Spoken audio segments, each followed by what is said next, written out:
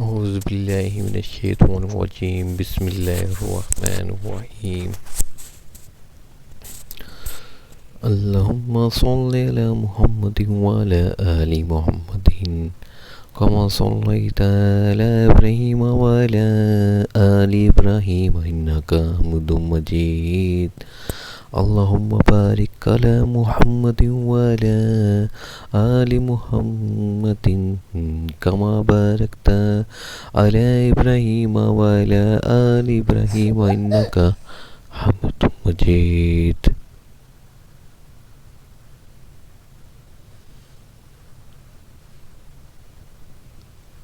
قرآن پاک کی سورۃ نمبر 5 سورۃ المائدہ کی آیات 21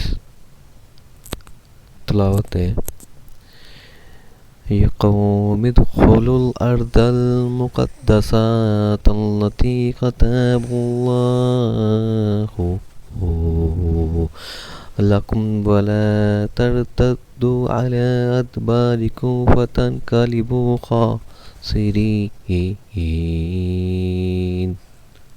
ترجمہ: اے میری قوم والو، اس مقدس زمین میں داخل ہو جاؤ جو اللہ تعالیٰ نے تمہارے نام لکھ دی ہے، اور اپنی پشت کے بل روگردانی نہ کرو کہ پھر نقصان میں جا پڑو۔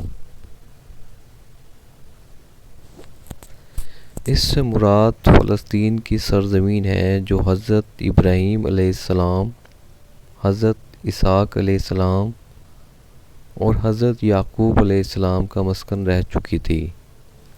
بنی اسرائیل جب مصر سے نکل آئے تو اسی سرزمین کو اللہ تعالیٰ نے ان کے لیے نامزد فرمایا اور حکم دیا کہ جا کر اسے فتح کر لو۔